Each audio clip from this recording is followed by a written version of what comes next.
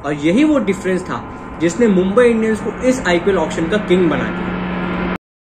तो मुंबई इंडियंस ने इस बार के आईपीएल ऑक्शन को एस कर लिया है। लेकिन मैं ऐसा कह क्यों रहा हूं? देखिए भाई, ये जब ऑक्शन में उतरे तो इन्होंने ऑलरेडी अपने 5 स्ट्रॉन्ग रिटेंशन कर दिए थे, जो कि हार्दिक पांड्या के हिसाब से 5 प्लेयर लेकिन 1 फिस्ट है। अब जब वो ऑक्शन में उतरे तो उनकी जो स्क्वाड है ऑक्शन के बाद वो कुछ इस तरीके से लग रही है, जहां पे मैंने स्क्वाड को 5 डिफरेंट सेक्शन में डिवाइड कर लिया है।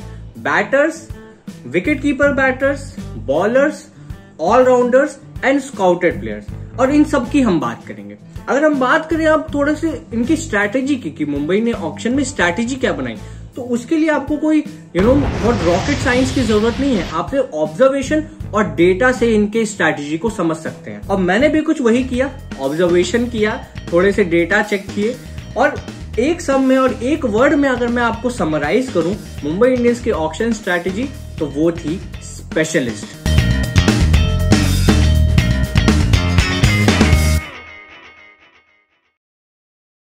देखिए, अगर आप मुंबई इंडियंस के स्क्वाड को ध्यान से देखिए तो इनके पास जो बैटर्स हैं, उन बैटर्स की ओवरऑल वैल्यू मुंबई इंडियंस ने जो खर्च की है वॉज 49.3 करोड़।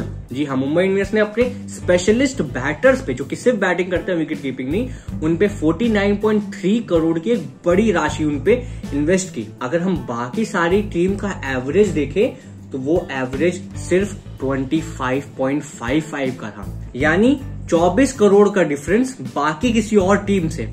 अगर अब हम एक और ऑब्जर्वेशन देखें इनके बॉलर्स को लेके, तो बॉलर्स पे जो वैल्यू खर्च की है मुंबई इंडियंस ने, इट वाज ऑफ 47.45 करोड़, और बाकी टीम्स का एवरेज वाज 38.8 करोड़।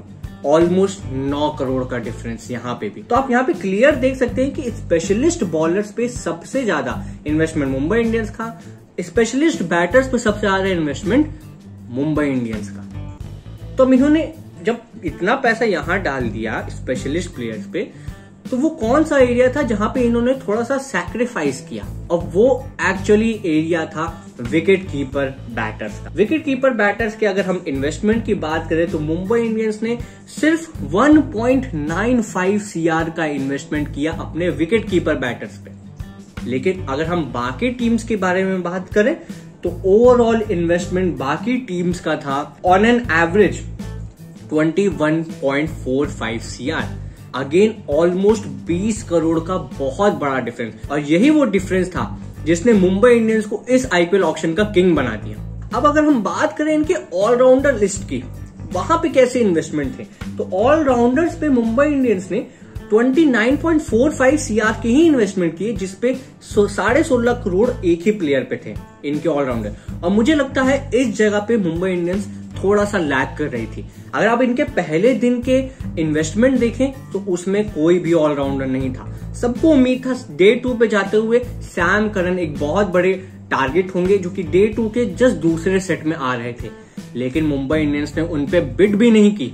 मुझे लग रहा है मुंबई इंडियंस ने थोड़ा सा जो है लैग कर रहे थे ऑलराउंडर पे, लेकिन उसके बाद आए विल जैक्स। मुंबई जानी जाती है कि वो अपने जो है पत्ते बहुत जल्दी नहीं खोलते, लेकिन जब मुंबई इंडियंस ने पत्ते खोले अपने, तो भाई विल जैक्स के ऊपर उन्होंने काफी स्टार्ट और काफी एग्रेसिव बिडिंग की। लेकिन एक डर उस समय भी था कि कहीं आरसीबी इन्हें जो है रिटेन तो नहीं कर लेगी, कहीं आरटीएम का इस्तेमाल तो नहीं हो जाएगा। लेकिन भाई आरटीएम का तो इस्तेमाल हुआ नहीं, और आरसीबी ने आई थिंक एक असिस्ट दिया है मुंबई इंडियंस को, जिसके वजह से मुंबई इंडियंस की पूरी ऑक्शन बच गई। क्योंकि अगर आप ध्यान दें, विल जैक्स अगर इस टीम में नहीं होते ना, तो ऑलराउंडर जो कि ग्लू होता है टीम का, वो इस टीम में नहीं होता। और इनके खुद जो इनके कैप्टन है वो खुद ऑलराउंडर है, तो इतनी बड़ी गलती कैसे हो सकती है मुंबई इंडियंस से? I don't know. I think उन्होंने मिस कैलकुलेशन किया। आई थिंक वो ज्यादा स्पेशलिस्ट प्लेयर्स के पीछे चले गए। कुछ मिस कैलकुलेशन की वजह से मुंबई इंडियंस ने ऑलराउंडर्स की शॉपिंग बहुत लेट की। अब हम बात करते हैं मुंबई इंडियंस के थोड़े प्रोज की, कॉन्स की, और उनकी क्या पॉसिबल प्लेइंग 11 हो सकती है। तो सबसे पहले अगर हम उनके थोड़े से पॉजिटिव्स की बात करें, तो पॉजिटिव्स में एक पॉजिटिव जो तो आप सबको पता है, इज देयर इंडियन कोर। इनका इंडियन कोर बहुत ज्यादा स्ट्रांग है। आई थिंक पूरे आईपीएल में सबसे स्ट्रॉन्गेस्ट जो इंडियन कोर है वो है ऑफ कोर्स मुंबई इंडियंस का। Best all-rounder, best batter, current world cup winning captain, most in-form youngster, almost इनके पास सब है। और उसके बाद उन्होंने उसमें एड ऑन कर दिया, अपने कोर में एड ऑन करके किसको लाए हैं वो, Trent Boult, Deepak Chahar, Will Jacks. तो जो कोर है ना इस मुंबई इंडियंस की, ये आने वाले ये जो साइकिल है अगले 3 साल का, उसमें बहुत ज्यादा स्ट्रांग लग रही है और इनका one of the most positive point है। सेकेंड पॉजिटिव पॉइंट क्या है भाई, इनकी बॉलिंग में बहुत ऑप्शंस है भाई। पहले ये काफी फंसते थे अपने बॉलिंग को लेके, अगर बुमराह बाहर हो जाए तो कोई इनके पास है नहीं, जोफ्रा की अनअवेलेबिलिटी थी। इस बार उन्होंने वो बुमराह और बोल्ट वाला जो है कॉम्बिनेशन वापस लाया और दीपक चहर के ऊपर एक बहुत ही इंटरेस्टिंग इन्वेस्टमेंट की है, जो कि कई लोग के हिसाब से बहुत ज्यादा है। अब वो तो चलिए वक्त ही बताएगा कि कितना वो जो है उसका रिटर्न देते हैं, लेकिन वो बहुत ज्यादा इन्वेस्टमेंट जो है अच्छी हो सकती है। क्योंकि अगर आप ध्यान दें तो दीपक चहर और ट्रेंट बोल्ट 2018 से यही दो वो प्लेयर हैं जिन्होंने सबसे ज्यादा पावर प्ले में विकेट लिए हैं, और अब ये दोनों एक ही टीम से खेलेंगे। तो भाई फुटबॉल स्कोर्स देखने की तो भाई संभावना काफी बढ़ जाती है।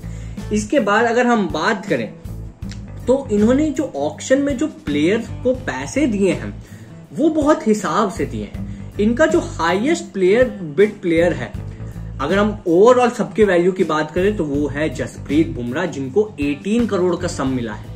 उसके अलावा कोई भी प्लेयर ओवर प्राइस नहीं है। और सबसे इंटरेस्टिंग बात यह है कि अगर जो इनके रिटेन्ड प्लेयर थे, अगर ये ऑक्शन में चले जाते तो ये इनकी वैल्यू कितनी होती। हमने देखा ऋषभ पंत को 27 करोड़ मिल रहे थे, उस हिसाब से ऑलमोस्ट 30 करोड़ की वैल्यू तो आपके अकेले जसप्रीत बुमराह ले जाते। 25-26 तो हार्दिक पांड्या के भी होते, 22-23 आपके जो है सूर्य कुमार यादव के भी होते, रोहित भी कोई कम में नहीं बिकने वाले थे।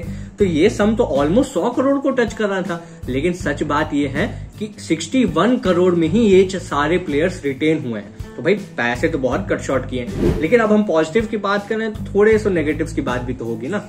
इनके नेगेटिव्स इनके बैकअप्स है भाई। इनके बैकअप्स में प्रॉब्लम यह है कि इनके पास एज सच कोई बैटर नहीं है, जो कि मान लीजिए अगर कभी हो ना, बट तिलक वर्मा या सूर्य कुमार यादव जैसे प्लेयर इंजर्ड हो जाते हैं, बाहर हो जाते हैं, कौन रिप्लेस कर रहा है उन्हें, ये एक परेशानी इनके पास है।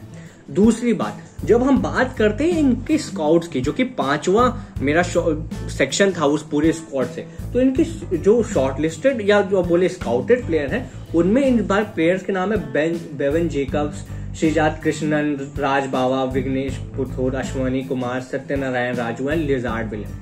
इनमें से जो 3 प्रॉमिसिंग प्लेयर हैं वो हैं बेवन जेकब्स, फिर आपके अश्वनी कुमार, जिनको लेने के बाद मुंबई इंडियंस बहुत सरप्राइज थे कि इतने सस्ते में वो मिल गए, and third is lizard William, जो कि डेथ बॉलर है। लेकिन जब बेवन जेकब्स की आप बात करें तो उनका जो डोमेस्टिक करियर है वो सिर्फ 4 गेम्स का है।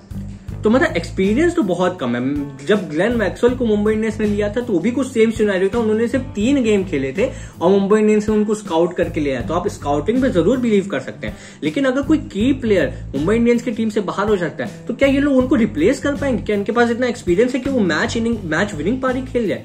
ऐसा नहीं है, और यही सबसे बड़ा प्रॉब्लम होने वाला है। हो सकता है इस साइकिल में इवेंचुअली डेवलप कर जाए ये प्लेयर्स, लेकिन इस साल 2025 में I think it's gonna be tough challenge for Mumbai Indians कि ये जो इनके पहले 11-12 प्लेयर्स हैं वो कैसे फिट रखते हैं पूरे उस बड़े से सीजन। अब अगर हम इनकी प्लेइंग 11 की बात करें तो प्लेइंग 11 इनकी बहुत स्ट्रॉन्ग और इंटरेस्टिंग है भाई। ऑफकोर्स स्टार्ट आप रोहित शर्मा से करने वाले हो, लेकिन इनके साथ ओपनिंग पेयर कौन होगा? मेरे हिसाब से वो ओपनिंग पेयर कोई और नहीं, नमन धीर होने वाले हैं। नमन धीर पे बड़ा पैसा लगाया है, इनको ओपनिंग की रिस्पॉन्सिबिलिटी मिलेगी। फन टाउन कौन होगा? I think Tilak Varma.